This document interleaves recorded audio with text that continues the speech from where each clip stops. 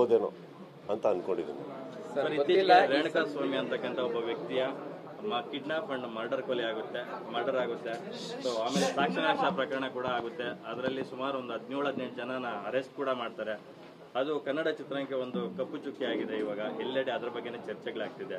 So Darshan ಅವರು ಕೂಡ arrest ಆಗಿರ್ತಕ್ಕಂಥದ್ದು, ಅವರು ಕೂಡ ಕಾನೂನಿನ ಬಲೆಯಲ್ಲಿ ಸಿಲ್ಕೊಂಡಿರ್ತಕ್ಕಂಥದ್ರ ಬಗ್ಗೆ ಏನ್ ಹೇಳ್ತೀರಾ ಸರ್? ಕಾನೂನಿನ ಬಲೆ ಸರ್, ಅಂದ್ರೆ ಸಹಜವಾಗಿ ಪ್ರತಿ ಸಂದರ್ಭಕ್ಕೂ ಒಂದು ಆತ್ಮೀಯತೆಯಿಂದ ಸ್ಪಂದಿಸ್ತಾ ಇದ್ರಿ ಪ್ರತಿ ವಿಚಾರ ಇದ್ದಾಗ. ಅಲ್ಲ, ಸ್ಪಂದಿಸೋಣ. ಕಾನೂನಿನ ಬಲೆ ಅನ್ನೋದು ಅರ್ಥ ಆಗಿಲ್ಲ. ಕಾನೂನಿನ ಬಲೆ ಅನ್ನೋದೇನಿದೆ, ಕಾನೂನು ಅನ್ನೋದು ಕೇಳಿದ್ದೀನಿ, ಕಾನೂನಿನ ಬಲೆ ನನಗೆ ಅರ್ಥ ಆಗಿಲ್ಲ. ಅದಕ್ಕೆ ಸ್ಪಷ್ಟ ಅದು ಬೆಲೆ ಇಲ್ಲ ಅಲ್ಲಮ್ಮ. ಇಲ್ಲ, ಕಾನೂನು ಬಗ್ಗೆ ನಾವು ಮಾತಾಡ್ಬೇಕಾದ್ರೆ ನಾನು ಈ ವಿಚಾರ ತಗೊಂಡು ಹೇಳ್ತಾ ಇಲ್ಲ. ಯಾವತ್ತೂ ಇವಾಗ ನಾವು ಮಾಧ್ಯಮ ಅಂತ ಹೇಳ್ಬೋದು, ಮಾಧ್ಯಮದ ಬಲೆ ಅಂದರೆ ತಪ್ಪಾಗಲ್ವ? ಹಾಗೆ ಕಾನೂನು ಅಂತ ಹೇಳ್ಬೋದು, ಕಾನೂನಿನ ಬಲೆ ಅಂದರೆ ತಪ್ಪಾಗುತ್ತೆ ಅಂತ ಅಷ್ಟೇ. ನಂದೇನು ಬೇರೇನಿಲ್ಲಪ್ಪ, ಇನ್ನೇನಿಲ್ಲ.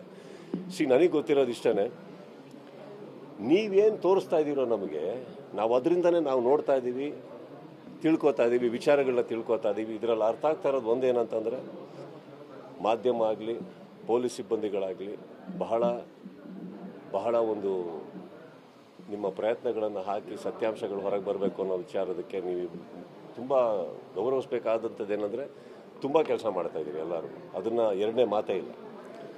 ಇದಕ್ಕಿಂತ ಹೆಚ್ಚಾಗಿ ನನಗೆ ಗೊತ್ತಿರೋ ಹಾಗೆ ಇತ್ತೀಚಿನ ನಿಮ್ಮ ನ್ಯೂಸಲ್ಲಿ ನೋಡಿದ್ದು ನಾವು CM ಅವರೇ ಹಠ ಹಿಡಿದು ಕೂತಿದ್ದಾರೆ ಇದಕ್ಕೆ ಅಂತ ಅಂದಮೇಲೆ, ನನ್ನ ಪ್ರಕಾರ ಸರ್, ನಮ್ಮ ಕರ್ನಾಟಕದ ಬಹುತ ಒಂದು ದೊಡ್ಡ ಸ್ಥಾನದಲ್ಲಿರುವಂಥ ಒಬ್ಬರು ಮುಖ್ಯಮಂತ್ರಿಗಳು, ಮಾಧ್ಯಮದವರು, ಪೊಲೀಸ್ ಸಿಬ್ಬಂದಿಗಳು ಕರೆಕ್ಟಾಗಿ ಕೆಲಸ ಮಾಡ್ತಾ ಇದ್ದೀರ ಅಂದಾಗ ನನಗೆ ಬೇಕಾಗಿರೋದೊಬ್ಬ ಕಾಮನ್ ಮ್ಯಾನ್ ಆಗಿಸಿ, ಇವಾಗ ಕಲಾವಿದರ ಹೆಸರಾಗಿ ಇನ್ನೊಬ್ಬರ ಹೆಸರು ಬರೋಲ್ಲ ಸರ್. ಇಲ್ಲಿ ನನಗೆ ಬರೋದು ಏನಂತಂದರೆ, ನಾವು ಅವ್ರ ಪರ ಇವ್ರ ಪರ ಅಂತ ಮಾತಾಡೋದು ತಪ್ಪಾಗುತ್ತೆ, ವಿರುದ್ಧವಾಗಿ ಮಾತಾಡೋದು ತಪ್ಪಾಗುತ್ತೆ. ಆ ಫ್ಯಾಮಿಲಿಗೆ ನ್ಯಾಯ ಸಿಗಬೇಕು ಸರ್, ಆ ಹೆಣ್ಮಗುಗೆ ನ್ಯಾಯ ಸಿಗಬೇಕು. ಎಲ್ಲೋ ಪಾಪ ಓಡಾಡಿಕೊಂಡು ಆ ರಸ್ತೆಲ್ಲ ಹತ್ರ ಬಿದ್ದಿದ್ರಲ್ಲ, ಭಾಳ ಬದುಕಬೇಕಾದ ರೇಣುಕಾ ಸ್ವಾಮಿಯವರು, ಅವ್ರಿಗೆ ನ್ಯಾಯ ಸಿಗಬೇಕು. ಹುಟ್ಟಬೇಕಾಗಿರೋ ಆ ಮಗುಗೆ ನ್ಯಾಯ ಸಿಗಬೇಕು.